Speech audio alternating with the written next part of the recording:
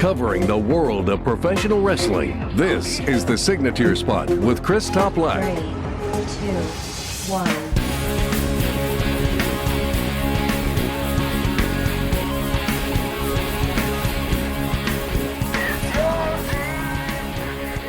Thank you very much for tuning into this special edition of the Signature Spot with Chris Toplak. It's the year-end awards, and it also happens to be the final edition of the program of 2018. That's right. 2019 is just around the corner. It's hard to believe. And by the way, Merry Christmas, Happy Holidays, Happy Hanukkah, Happy Festivus. For whatever you celebrated, I hope that it brought you much joy. And they say Christmas is like candy. It slowly melts in your mouth, sweetening every taste bud, making you wish it could last forever. All of the hard work for one day, all the unwrapping, it's gone just like that until next year. And I'm so full of so many treats and some delicious food, some booze. Past couple of days, I've consumed quite a bit, so I'm ready to just get back to normal life. And then, of course, then we have New Year's Eve and New Year's Day just around the corner.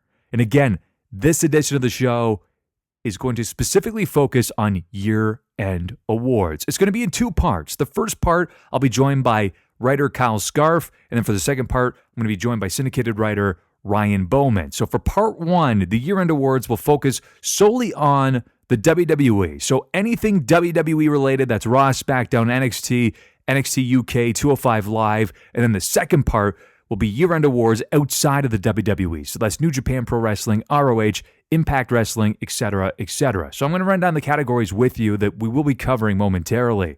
Male Wrestler of the Year, Female Wrestler of the Year, Feud of the Year, Match of the Year, Tag Team of the Year, Best on Interviews, Breakout Star of the Year, and Event of the Year. All coming up momentarily. But first, I wanted to cover a few notable stories from the week. The first, we had Santa McMahon on Raw that announced that the Women's Tag Team Championships will be introduced in 2019. So that is huge news for the women's division. That means more women will very likely be called up from NXT and just signed to the WWE in the hopes to build out that entire division.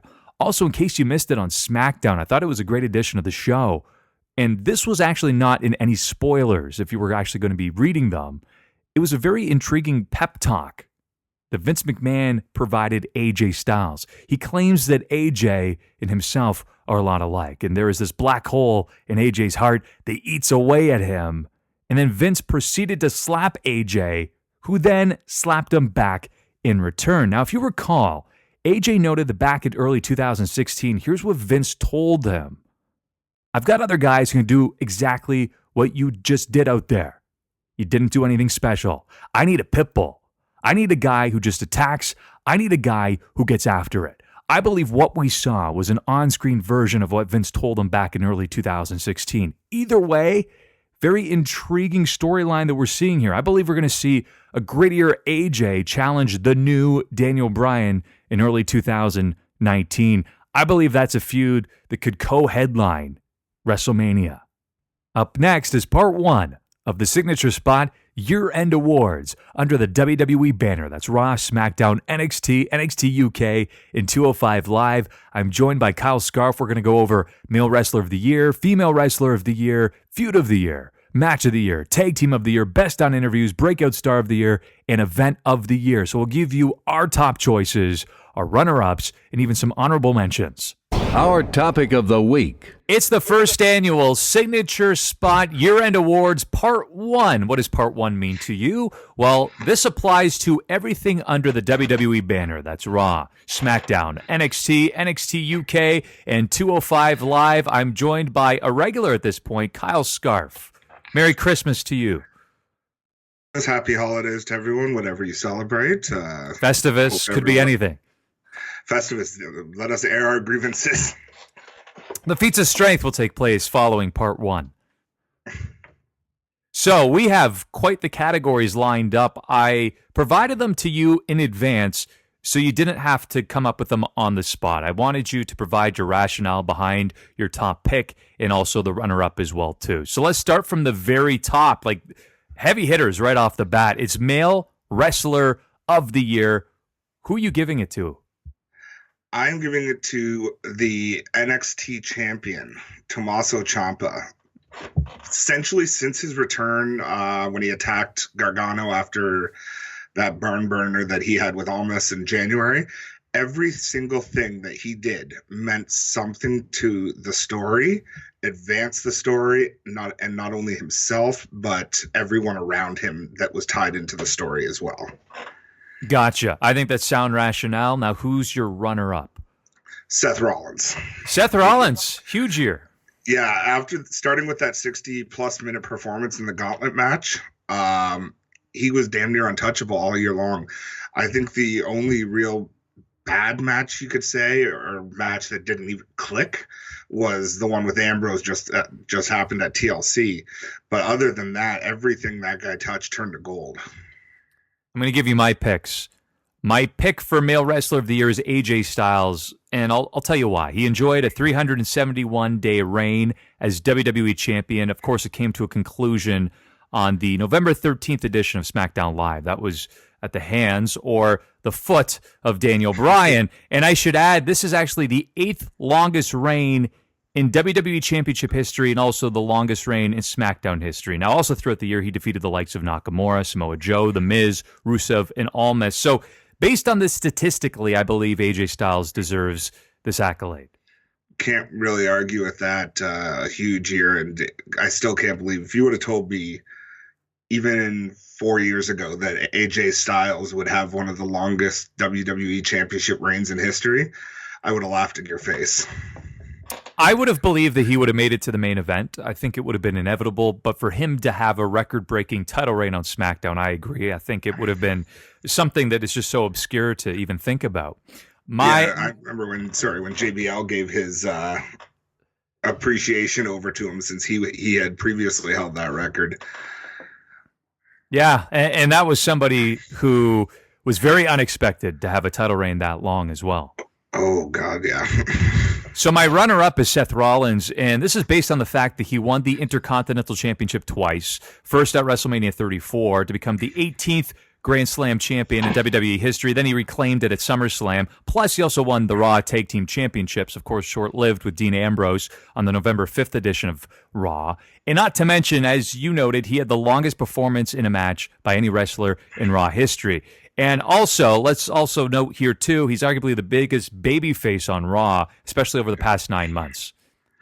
Absolutely. Sound logic. You can't argue against Seth Rollins. And at this point, if the rumors are true, and, he's going toe-to-toe with Brock at Mania next year, I think 2019 could be the year of Seth Rollins. Very much so. And I do want to give my honorable mention to Ciampa as well. Other than his loss to Gargano at NXT TakeOver New Orleans, he remained basically undefeated on television and pay-per-view events. And he also claimed the NXT Championship over Black in July and also produced 3 Match of the Year candidates. So I do believe that he should be in the running as either the pick or the runner-up. As he likes to claim, he is the world's greatest sports entertainer. If we were going to have a category for best heel, he would win it hands down.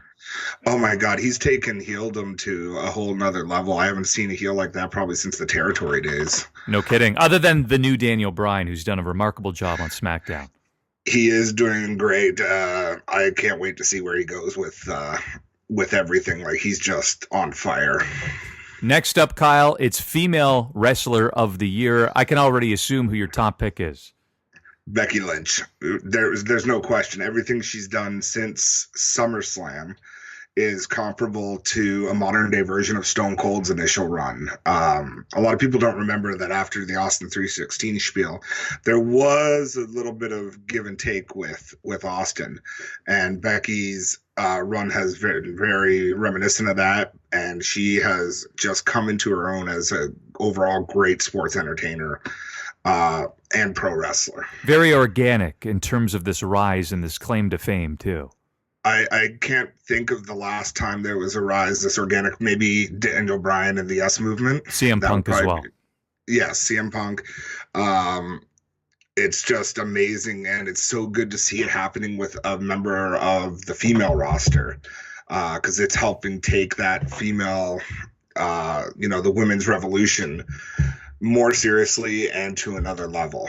The word that comes to mind is credibility, and I think she lends a lot of Yes. credibility to that division. Same with perhaps a runner-up for you. My runner-up is, this is the curveball I was mentioning, Bianca Belair.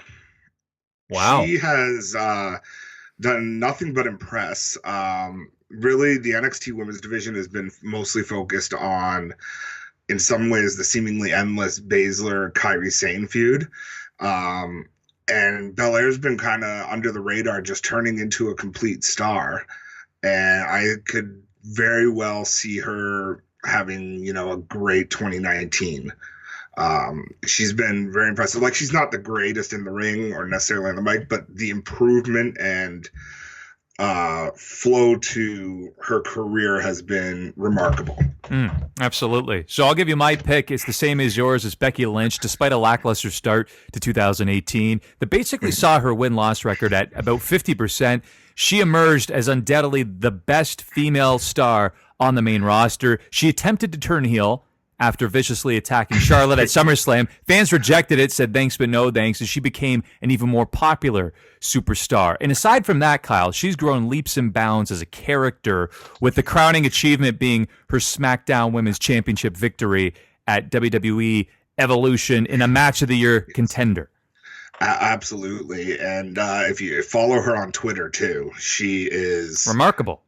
Like, I don't know, did you see the Road Warrior Animal thing the other day? I did, and that man doesn't really think too much, does he? No, I've read his autobiography about the Road Warriors, and I like the Legion of Doom. They're one of my favorite teams growing up, but I will say this, he's a little full of himself. My runner-up, Ronda Rousey. A claim could be made that she's the top pick for Female Wrestler of the Year. She made her in-ring debut at WrestleMania 34. That was back in April. And since that appearance, the baddest woman on the planet has remained undefeated. That's both in singles and tag matches. Then she defeated Alexa Bliss at Hell in a Cell to become the Raw Women's Champion. And in my humble opinion, she has surpassed all expectations. She's been a lot more crisp than I expected. She's caught on to the business quicker than anybody, perhaps more than Kurt Angle. And then she's also been very creative in the ring. And outside of a dozen matches or so, the majority of Ronda's victories were in tag bouts. So that and the undefeated streak, I mean, it's been great, but that's also a reason why I put her as a runner-up, because she's been in a lot of tag team bouts and won a lot there.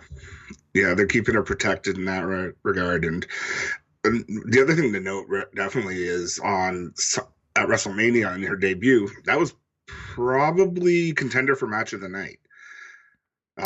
Definitely surpassed all expectations in that regard.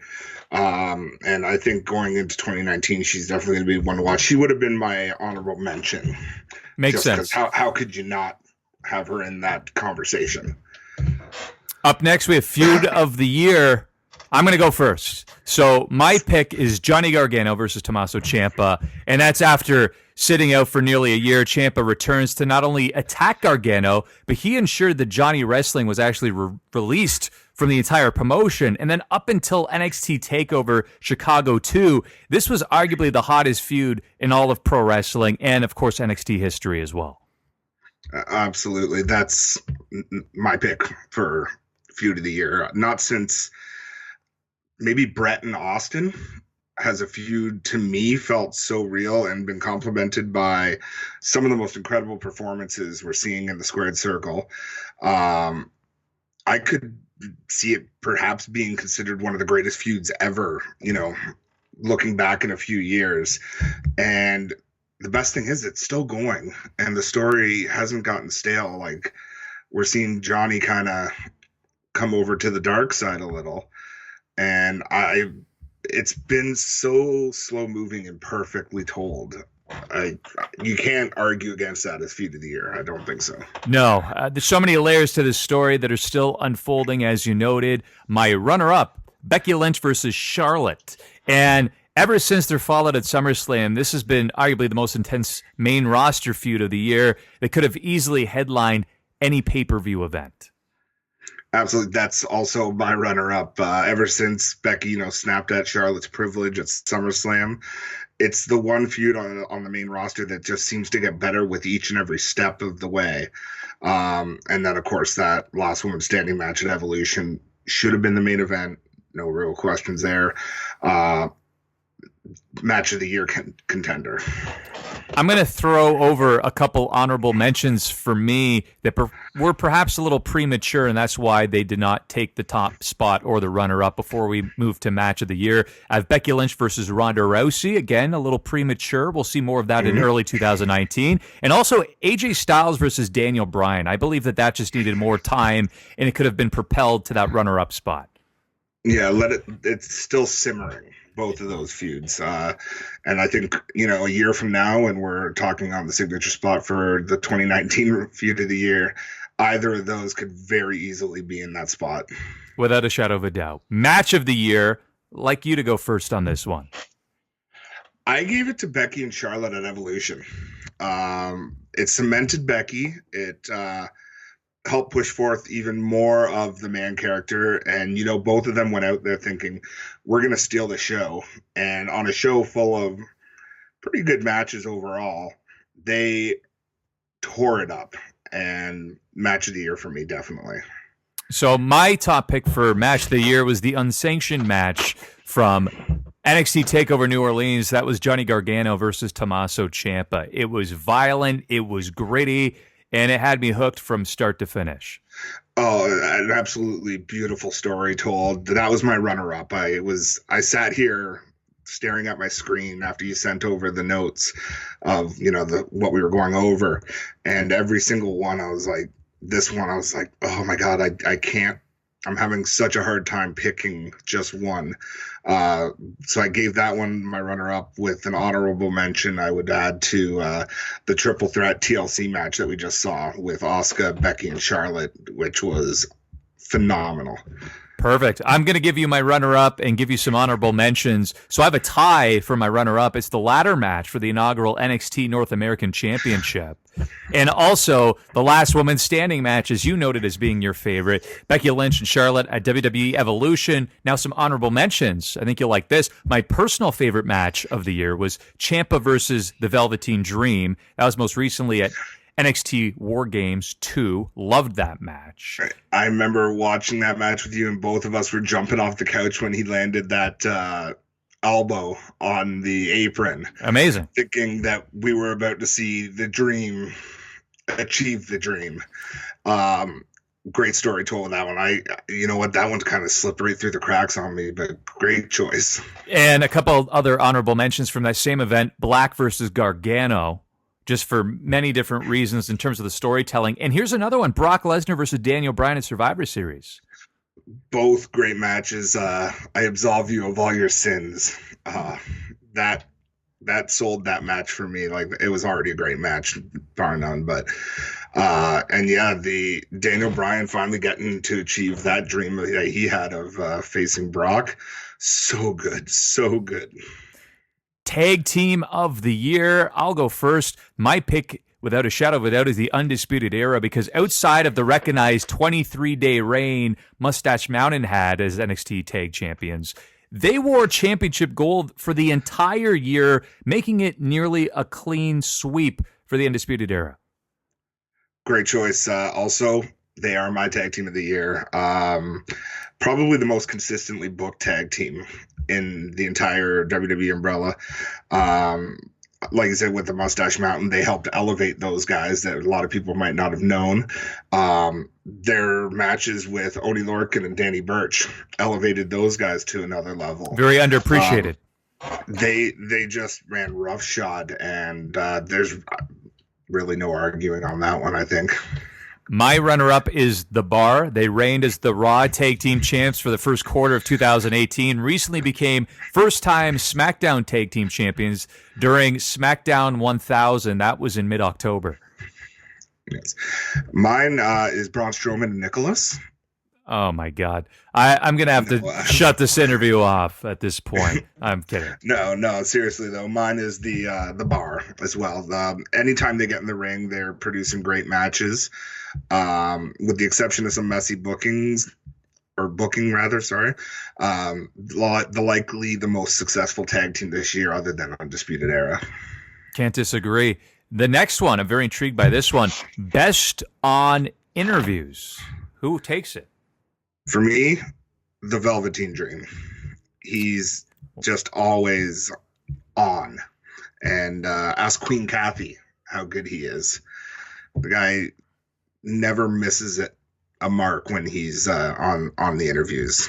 Who do you got? That's a great choice. I'm actually going with The Miz. And I'll tell you why. I think clearly the acting classes are paying off because he's so convincing at playing this obnoxious and arrogant character who is somehow always the victim. He's the martyr, and yet he positions himself as leagues above the entire roster. Valid. I don't know why I didn't think of The Miz. I think he's underappreciated in a lot of ways because he's always been there for so long now. For my runner-up, I chose Becky Lynch. I think she's really come into her own with the interviews, especially with the man stuff. Her Twitter ability, as it comes in more to her on-screen character, is starting to catch up and almost matching her in-ring ability. That's a great choice as well. My runner-up may surprise you. I'm giving it to Adam Cole, baby, because his delivery is so natural and effortless. I think that he's a great choice. Absolutely. I, again, don't know why I didn't think of that one. He's just the flow that he has, like you said, the delivery, everything, and it's just so natural. He really, you get the sense that he breathes the industry. Absolutely. Honorable mention, because it hasn't been long enough, the new Daniel Bryan, who I think would have topped my list easily, hands down, had it been another couple of months. I can't disagree with that. He's been, so good and definitely not fickle. Fickle. Breakout star of the year, Kyle, who do you have as your top choice? Ricochet. Wow. Since his arrival, he's been expertly booked and protected. Every time he steps into the ring, it feels like an actual event because you don't know what he's going to do. And, I mean that in the good way, not the, oh, look, Brock actually showed up for work today event type way. He's just been incredible in the ring. And I feel like once he gets to the main roster, if they continue this type of booking he has, he's got a long, very, very successful career ahead of him. My top choice should not be surprising. I've raved about him throughout all of 2018. It is DREAM, the man who went from being more of a mid-card wrestler with plenty of potential to being a legitimate main eventer who should be the NXT champion. It's the Velveteen Dream is my pick.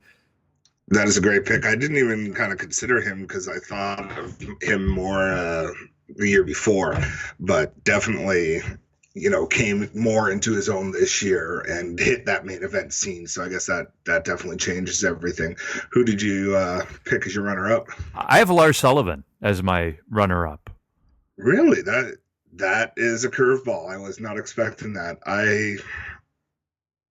If they, depending on how they book him on the main roster, he could fulfill that monster role that they, Vince loves to have around. And he's not bad in the ring for that kind of character. So great choice. What about for you? I had kind of a tie. One was Ronda Rousey. And, we don't need to talk about why because it's obvious. And the other was Mustafa Ali. Great choice. He's actually one of my honorable mentions, by the way. Yeah, as someone who I don't religiously watch 205 Live, but I try to catch it as much as I can. And from the very beginning of the year, his feud with, through the tournament and then the matches with Cedric Alexander and the matches with Buddy Murphy as well, like the Survivor Series match, just an unbelievable talent. And I think they actually recognize that. And I can't believe he's pinned the WWE champion. He's gone a long way, that's for sure. So my honorable mentions, I had Ricochet, I had Buddy Murphy, who I actually debated putting as a runner-up at this point. I feel as though if he had some more events under his belt and some more exposure, he should have been there. Mustafa Ali, for sure. The only reason I did not include Ronda Rousey, who was originally my top pick, was based on the fact that because she is so internationally well-known, and I know that this is a completely different environment, I just couldn't put her on this list. But I did have somebody on the list that may surprise you, Elias. Elias has...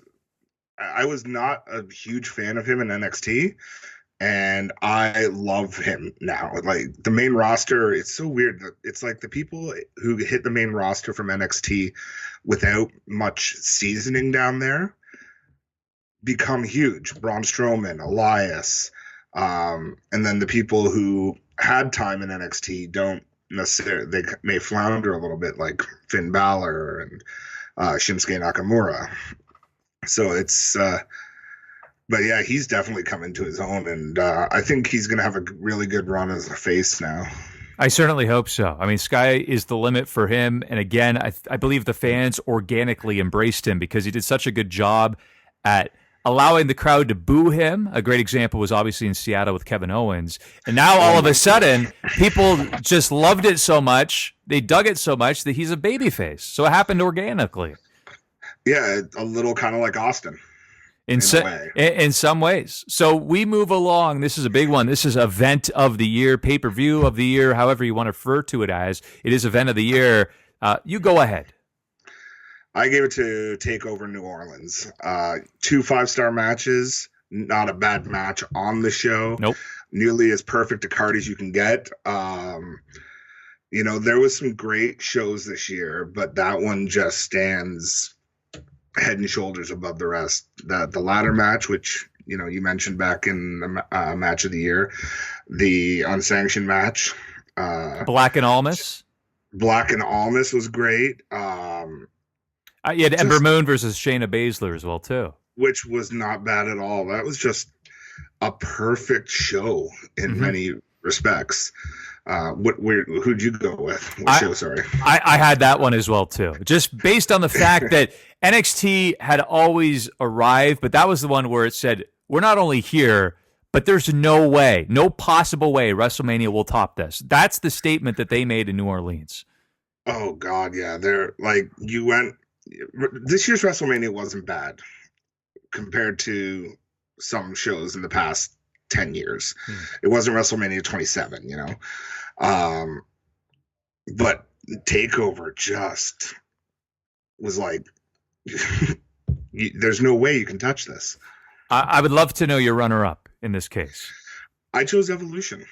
I thought, you know, the fact that it was the first all-women, sorry, in WWE terms, the historic first all-women's pay-per-view, it was horribly built to. The build was pretty awful, but the opportunity presented to the talent, it was something they were not going to let pass by.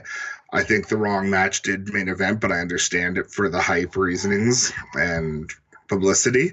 But again, the last woman standing match may be one of my favorite matches ever.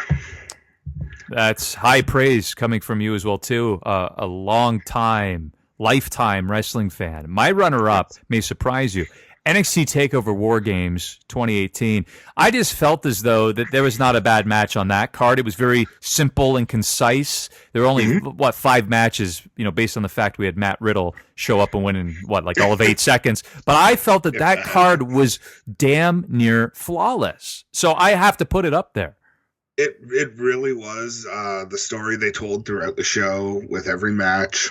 You know, a little sloppy in the booking with the women's title match with the horsewomen getting involved, but really there's no argument that can be made against that one. The War Games match was probably the best one since at least the early 90s. And you had Black versus Gargano. You had Ciampa versus the Velveteen Dream. Those 2 matches alone basically put that show on this list for me. I can't disagree with that whatsoever. That was an incredible show. Now, with all due respect to WWE Evolution, I did have it as my honorable mention. I thought it was a very satisfying pay-per-view. I believe at the time I gave it about an 8 out of 10, which is still a pretty high rating. Yeah, there was a couple fluky matches, but by and large, I felt as though it surpassed expectations and it was well booked. Yeah, absolutely. Like I said, with the build to the show, I think expectations were not that high, and it surpassed them on every level. So that is part 1 of the Signature Spot Year-End Awards. And coming up next is the Year-End Awards Part 2. That's outside of the WWE, New Japan Pro Wrestling, ROH, Impact, all of those promotions. Kyle, thanks for joining me as always, and have a happy new year. Thank you for having me, and Happy New Year to you and all the listeners of the Signature Spot. You're listening to the Signature Spot with Chris Toplack. Part 2 of the Signature Spot Year-End Awards. In this case, it's all promotions outside of the WWE. A familiar voice, a familiar guest. It's Ryan Bowman of thegorillaposition.com. How are you, my friend? Always a pleasure to be with you, Chris. I'm looking forward to wrapping up this whole 2018 as we march on towards a new year. So we have a lot of categories, and I sent them to you in advance, much like I did with Kyle, just so you could wrap your head around them, because I feel as though if you just went on the fly, you'd forget about somebody and you'd kick yourself later and think, why did I miss them? So you had some time to rationalize, put your thoughts on paper, or obviously in a Word doc, and choose the following categories. So I'm going to start with the big one. Male Wrestler of the Year. Who's your top pick and who's your runner-up?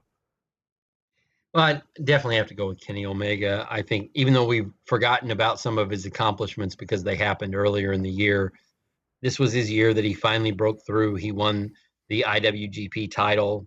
Hands down, I think he was the best performer in the ring. Honorable mentions, obviously you got to give it to Cody for what he's done in and out of the ring. And also Austin Aries. I thought Austin had a great year as the belt collector. But I think hands down the best performer in the ring as far as on the male side of things was Kenny Omega. That's a great choice. I had Kenny Omega as my pick, especially because he did defeat Okada finally after, nearly about, 2 years. And that was a historic run for Okada. And he defeated him at Dominion. And he also became the first Canadian wrestler to win the IWGP Heavyweight Championship as well. Yeah, I mean, I think the accolades have just come in more and more as the years go by. I think we'll have a greater appreciation for the series of matches between Omega and Okada. What New Japan did was essentially built around this guy. I mean, he was the storyline. Can he win the title? He finally broke through. I think 2018 will probably go down as not only the year of Omega, but the greatest year of his career in terms of his in-ring work. Without a doubt. And my runner-up is going to be a man who I'm boldly predicting will be the individual to dethrone him in 2019. I'm saying Kota Ibushi. And that 2019 will be the year of Ibushi. Mark my words on that one, Ryan. As far as Japan is concerned, I could totally see that, although you have to admit, you can never count out Tanahashi. He's still the ace. It never fails. He's always the guy. He's the one guy they know they can always count on. Yeah, very underappreciated. He's an honorable mention for me, actually, as you brought him up. I really debated between him and Kota, but I just felt Kota, especially with the Golden Lovers reuniting, gave it to him. Female Wrestler of the Year, Ryan. Top choice, your runner-up. Well, obviously, we're talking outside of WWE.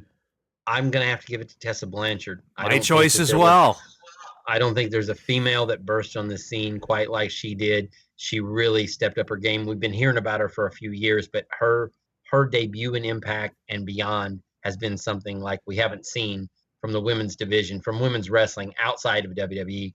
And having said that, though, a lady who just lost her title is my honorable mention. Sumi Sakai did a great job as the first Women of Honor champion. And I want to definitely give props to her for her 2018. She held that title for nearly a year. So while she may not have had the impact that, no pun intended, that Tessa Blanchard had on women's wrestling in 2018, I think Sumi did a great job as the inaugural champion and just dropped the belt recently to Kelly Klein. So my top pick is the same as yours, Tessa Blanchard, just for the pure fact that she is the best female wrestler outside of the WWE umbrella at the moment. She won the Impact Wrestling Knockouts title, Phoenix of Rise title, and also the PCW Ultra Women's title. So that's 3 championships in a year. 2018 was the year of Tessa Blanchard. And my runner-up was actually Allie.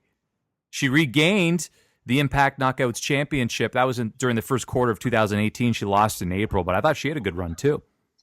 Yeah, I'm going to be in trouble for not mentioning her, actually. So, but yeah, Allie had a great year. And honestly, even though she was injured for a good part of the year, so did Rosemary. I mean, that Impact, that Knockouts division in Impact those girls have really stepped up, and I think we're going to see a lot out of them in 2019. And Jordan Grace is going to be another part of that mix. So Yes. they've got a lot of good things happening in the Impact Knockouts division. A lot of special talent there, and they were quite the groundbreakers many years ago. We see the WWE Women's Revolution, or Evolution as they refer to it as, and it really started with the Knockouts many years ago.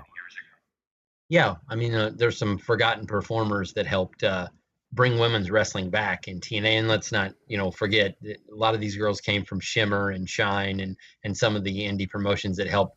They were really groundbreaking even 10 years ago. We probably wouldn't see the revolution we're seeing in women's wrestling if it wasn't for those companies that started, like Shimmer and some of the companies that were strictly devoted to women's wrestling. Feud of the year, top choice, runner-up. Boy, oh boy. Top choice. Man, this was a tough call because there is an indie feud that I thought was one of the best I've seen in a long time, but I'm going to go with the Impact feud between Eddie Edwards and Sami Callihan. Because anytime you bring real life into the mix, and as we all know, we had the baseball bat incident where Eddie Edwards was legitimately injured, and they were able to weave that in to a storyline. I got to give it to those guys. I thought psychologically and what the company did with some of the vignettes and the things they did outside of the arena, I thought it made it the feud of the year. Excellent choice. What about your runner-up? My runner-up was on the independent circuit on the East Coast, and it's between two of the best young wrestlers, and anybody that can find any of this on YouTube, John Schuyler and Corey Hollis, two guys that are out of the Southeast, had probably, because it wasn't on the radar and it wasn't on national television, probably one of the best feuds of the year, and it culminated. Both those guys are going to be big stars. I think they're going to be guys that we see in NXT, and they actually, what made it so special is they did it all on the internet. They all did it through social media, through YouTube clips, through promos that they recorded. It was brilliantly done on the independent. If you're going to start a feud online or on social media and play it out on the independent circuit, that's a blueprint for how you do it. So I will give an honorable mention to Corey Hollis and John Schuyler. They did a great job with their feud this year. That's one I'm going to look up. My top pick, Kenny Omega versus Cody. The tension that carried over from 2017 led to a match at ROH Supercard of Honor in April. Then their feud concluded at G1 Special in San Francisco. They eventually regrouped. They buried the hatchet for the Bullet Club OGs versus the Elite. And as Cody used to say, Bullet Club's fine. The Bullet Club is fine. And they weren't. And I thought it was just a great feud to kick off 2018. No, I could not disagree with any of that. And I always thought when we brought up this topic earlier this week that Cody versus Nick Aldis was a great feud in 2018 as well. Totally. On the NWA side of things. So we had a lot of great, especially those outside of the WWE universe. There were a lot of great feuds on the indie level, the mid-major level, whatever you want to call it, through Impact, NWA, and Ring of Honor. And if you look at Ring of Honor, one that just ended as well, Flip Gordon versus Bully Ray. So that's my runner. That's my runner-up. You stole it from me, you son of a gun. Textbook example of a white meat babyface versus the nasty, conniving bully heel. Lasted 8 months. Great payoff, as you noted, where Gordon defeated Ray in an I Quit match just weeks ago. Yeah, I believe my executive editor called it the best 19 minutes of wrestling in 2018 was when that feud was finally blown off at the Ring of Honor pay-per-view. Flip Gordon, and we can talk about what 2019 holds, but I think he's a guy who has an incredible upside, especially now that it looks like some changes are going to be happening in the Ring of Honor. I think he's going to be one of the guys they center the company around, and that feud definitely helped make him. It did. Match of the year. This has got to be a tough category, but there's a couple of matches that keep floating up near the top of many year-end lists. I'm going to go back to why I picked him as the wrestler of the year. I think Omega's, winning the title from Okada and finally conquering the mountain. I mean, everybody's put as many stars behind that match as they want to. I don't do that. All I can tell you is I thought it was the match of the year because it put a period behind the story. It concluded that 2-year journey, as you mentioned earlier, of Omega just chasing Okada, and it's so close. There were time limit draws, and there were those near misses, and then for him to finally have that coronation, I thought the match itself was great. I thought the story was great, and I thought the way it concluded was great. That is pure storytelling told by, in my mind, the match of the year. 65 minutes of pure wrestling and storytelling bliss. That was my top choice, Okada versus Omega. I'm going to give you my runner-up. First, Tanahashi versus Kota Ibushi, the G1 Climax final. I thought that was a totally phenomenal match, and Kota Ibushi, his stock just continues to rise after that one, and of course, the always reliable Tanahashi as well. Well, how many matches is Ibushi in that you can literally say, this might be the match of the year? He's another guy that, unfortunately, when you start handing out the hardware, he always seems to be in second place. He's always the bridesmaid for everything. But he's another guy that, when the smoke clears, is going to be, well, he's already one of the biggest stars in the world, but he's going to be somebody that mainstream wrestling fans have on their breath. He's going to be that guy that breaks through to the mainstream like Rey Mysterio did, because his style and his character is so catchy that the fans are, and on top of it, the guy just does blow away matches. So the fans will get behind this guy. And if he makes his way to the US, look out, because the fans here will eat him up. Dynamic duo, tag team of the year. Who takes it in your mind, and who's the runner-up? Boy, as a guy who supports Impact a lot, I looked at LAX pretty strong because I love both those guys, but it's got to be the Young Bucks. I mean, they continue to be the most prominent tag team in the world year in and year out now. Their influence on not only tag team wrestling, but also the independent scene, and now, obviously, it's looking like they're going to be a big part of this new promotion. I think 2018 just kind of caps off that they've been the top tag team in the world for a while now. And so I got to give it to them one more time. Wow. They're actually my runner-up. My top pick, the Golden Lovers, two of the best in the world, eventually joining forces again for the first time in 4 years, produced some great matches against, I believe, Marty Scurll and Cody Rhodes and the Young Bucks. So I have them as my top pick. Runner-up, the Young Bucks. Honorable mentions, I have LAX and actually the Lucha Brothers, Pentagon Jr. and Rey Fenix. Yeah, you got to love their work. I got to tell you, I think you might have a little bit of an Ibushi man crush.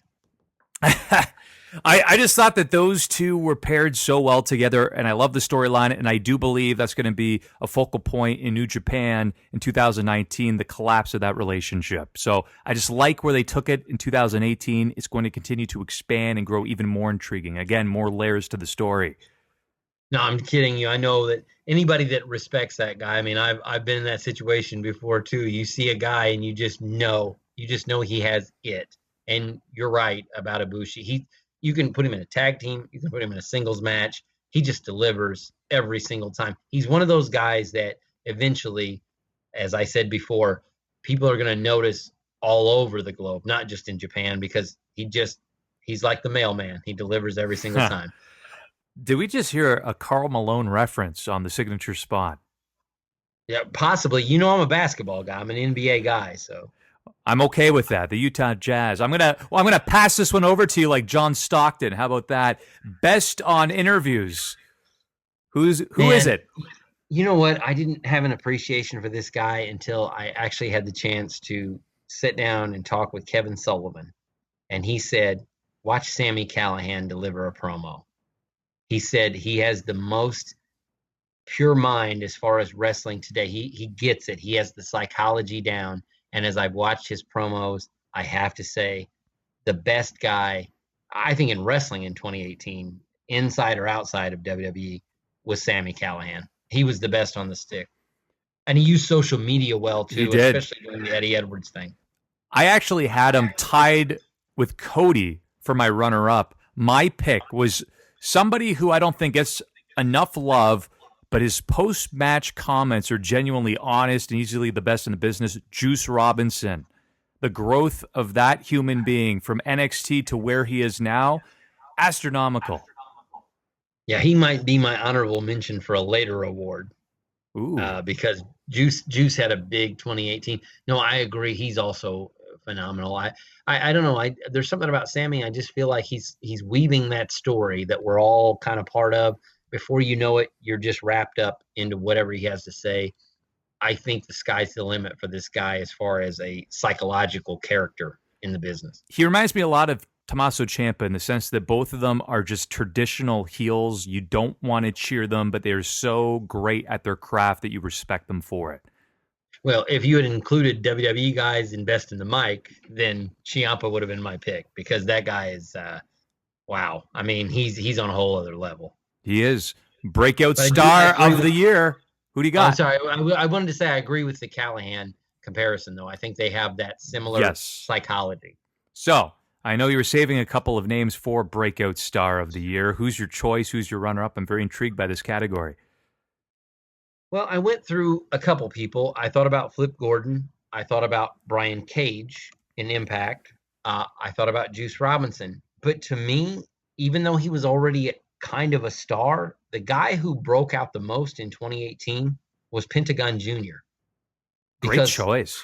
For United States fans, they finally got to see what made him so great. He dominated in Lucha Underground. He became the Impact World Heavyweight Champion. He's done great things in MLW. And let's be honest, the zero fear thing is over with the fans. I think that if you want to talk about a breakout star, as far as in the ring, there are guys who did far greater things. I think Brian Cage has been an innovator for a big man in 2018. But as far as a breakout star, I think Pentagon, who, by the way, has been on the radar of WWE for a while now, I think he took leaps and bounds in 2018.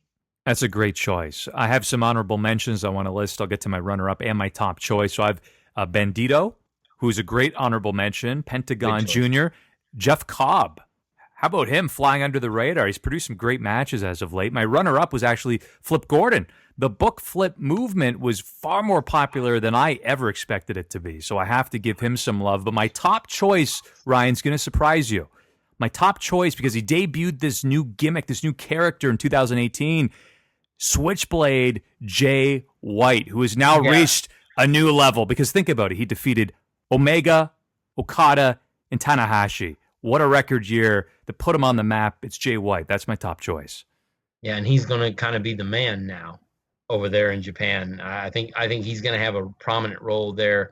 I can't dispute that one. I guess I was kind of more looking at what was happening here domestically, and I just felt like I said, hearing the crowd's response to Pentagon, I don't think he's as good athletically in the ring as his brother, but he has that weird gimmick that the American fans have just kind of caught on to. He has that undeniable if factor. You can't put your finger on it, but he has it, doesn't he? Yeah, it's that spooky, as everyone calls him, the spooky zombie luchador. And for some reason, that gets over with the American fans. I think it's true because people love the unknown. You don't know what he looks like. You don't know much about him. But for me, and because my all-time favorite movie, 1978 Halloween, I've always said less is more. Don't tell me about Michael Myers. Don't even show me or overexpose Michael Myers. Let him show up, do his thing, maintain his mystique, and I'm good to go. And oddly enough, I was actually watching some of Halloween 3 today, which is considered the bastard of the franchise. You were watching Season of the Witch. Now, you're talking to a huge fan of the franchise, even though outside of the first one, it's all pretty horrendous. But Season of the Witch, you and I will have a conversation off air about that movie because I watch it, and the Chris Toplick commentary is legendary at this point now. Well, I will tell you then, the next time that we do a podcast and we're on Skype, I'll be wearing a silver shamrock mask. Oh, my God. Silver shamrock. Oh, jeez. Oh, my God. So we're showing how old we are now. So we go from that classic with Tom Atkins. I'm not even looking that up. I know the man with the mustache. To event of the year. I feel that there were a couple that really need to be mentioned. I think you and I might agree on these, but let's hear yours. I think outside of WWE, the event of the year has to be All In. Mm-hmm. I mean, that's the most influential. I know a lot of people want to downplay it, and there's been a lot of people saying the Elites company is going to flop or whatever. And maybe it will. It might. But I think significantly we will go back and look at that moment when All In happened as a very, very important part in pro wrestling history. Whether the Elites Wrestling Company comes out of that or whatever, I think that it's a genesis for a lot of things that are going to happen in the next 5 to 10 years in wrestling. I think for not only because it was a fun show and it was a great show and we were all locked into it, but because of its importance, I think All In has to be the 2018 event of the year. Great choice. I have it as my runner-up just due to the sheer importance of the event along with the industry buzz. Keep in mind, it was the first non-WWE or WCW pro wrestling event in the U.S. to sell 10,000 tickets or more since 1993. So it's an incredible feat in that regard. But my top choice was Dominion 6.9, if we want to get technical, in Osaka Joe Hall. It was stacked. You had Takahashi, actually, Will Ospreay. You had Jericho and Naito. You had Omega and Okada. I mean, that event alone, just based on those 3 5-star matches, was just supremely stacked. I had it ranked second with Impact's Bound for Glory show third. Great choice. As far as the shows out there, because I thought the Bound for Glory show, while wrestling-wise, it probably didn't hold up to some of the New Japan events or even the Ring of Honor shows. I thought the significance of that event was important too, that Impact had gone back to New York and the crowning of Johnny as the champion and the way it all went down. I thought that was a significant event for 2018 as well. That was an honorable mention for me. Same with Slammiversary, that I thought flew completely under the radar but exceeded my expectations. Being an individual who I told you used to watch TNA way, way back in the day, I remember seeing that thinking this might be the best they've ever been. Yeah, I think that 2018, without a doubt, if you want to pick a federation of the year or a company of the year, I think it belonged to Impact. I think that they, while, by far isn't anywhere near the top-notch production level of WWE, I think what they did this year made a big statement. Now, sadly, they ended the year by finding out they're losing their TV deal. But I think as far as looking at what promotion took the most strides, while Ring of Honor kind of fell back and New Japan they kept doing their same thing, Impact kind of took that step forward and said, hey, we're still a major company out there. And I think that they have to have kudos for what they did in 2018. Now we'll see where that plays out as the calendar folds over. You had one final category that you wanted to throw into the mix. It was one that I contemplated adding. I did not, but by all means, add this category and add your picks. Yeah, I don't want to produce your show for you because you do such a great job, but I thought one category that has to be put out there is comeback of the year. And one guy, and the reason I'm bringing this up is because Chris Levin, who's one of the referees at Impact and one of the writers at our site, wrote a feature earlier this year about Pierre Carl Ouellet. Oh, yeah. And PCO has got to be the Renaissance man of pro wrestling in 2018. The best comeback. This guy, and actually he's going to turn 51 in a couple of days. And this guy was around for WWF in the 80s. He was in WCW in the 90s. He's been everywhere. He's had the eye patch. He's done the whole gimmick. He's been a pirate. Yeah. And now he's reinvented himself. He really is.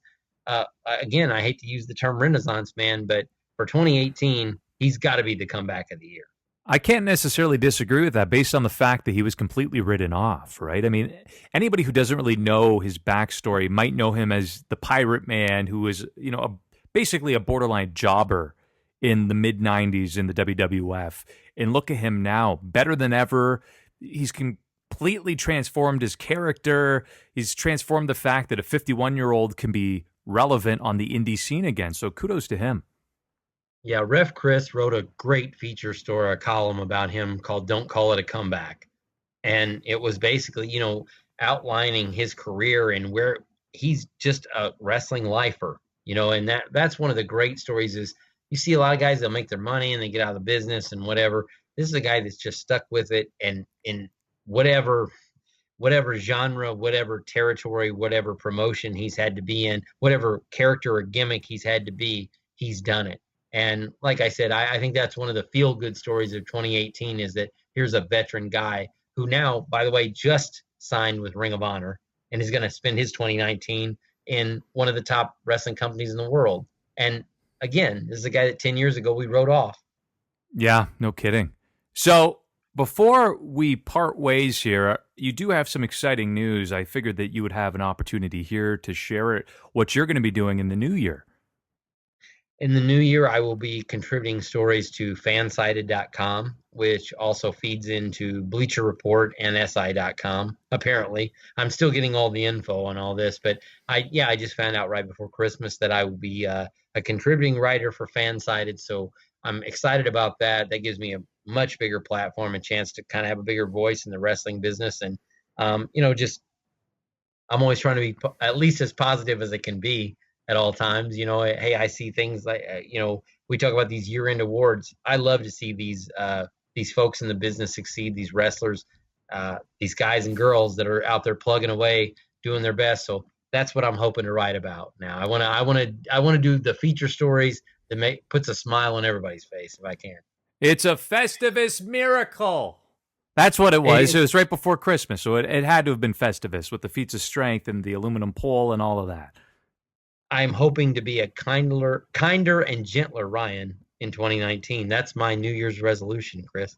Wow. My New Year's resolution is to drink more water, which I just did here right now. Actually, I don't have one. I just want to stay alive in 2019. That's about it. That's the goal. That's the goal for all of us. Right? Well, that's the old George Carlin saying. The meaning to life is just not dying every single day. And I learned it from him. That's my ambition on a daily basis, as bleak as it sounds. He's Ryan Bowman from thegorillaposition.com, and now soon fansided.com as well, too. Congratulations going out to you. Thank you, sir. And it's always a pleasure to get to hang out with you and talk and just chat a little bit of wrestling. We always like to chew the fat. This is the Signature Spot with Chris Toplack. Thank you to Kyle Scarf and Ryan Bowman for joining me on the first annual Signature Spot Year-End Awards. Hope you enjoyed it. There were some highs and lows throughout 2018, but by and large, I reflect quite fondly on the year that was 2018 related to professional wrestling. I just want to touch on this quickly. As part of their holiday tour, the WWE was at the world's most famous arena, Madison Square Garden. And in a match, it was 5-on-5. You had the Undisputed Era, Tommaso Ciampa, and Johnny Gargano on one side, taking on the team of Matt Riddle, Ricochet, the Velveteen Dream, Aleister Black, and Pete Dunne. I had goosebumps, and I thought to myself, seeing that photo, the future is brighter than it's been in a long, long time. I believe 2019 is going to be a historic year in professional wrestling, not just in the WWE and NXT and all of their umbrella brands, but of course, Impact Wrestling, Ring of Honor, New Japan Pro Wrestling, and all across the independents. And thank you for making this show a success. In 2018, the final quarter of the year, we gained a ton of momentum. We ride that momentum into 2019, and without you, the show would cease to exist. And I promise you, the best is yet to come. Next week, predictions. A full preview of Wrestle Kingdom 13. It's going to be a barn burner. I can promise you that. So until 2019, next year, flew by. Happy trails to you until we meet again. This concludes another episode of The Signature Spot with Chris Toplack. For new episodes, subscribe on YouTube, Stitcher, Spreaker, iHeartRadio, or iTunes. And don't forget to follow The Signature Spot on Facebook for exclusive clips, polls, and opinions.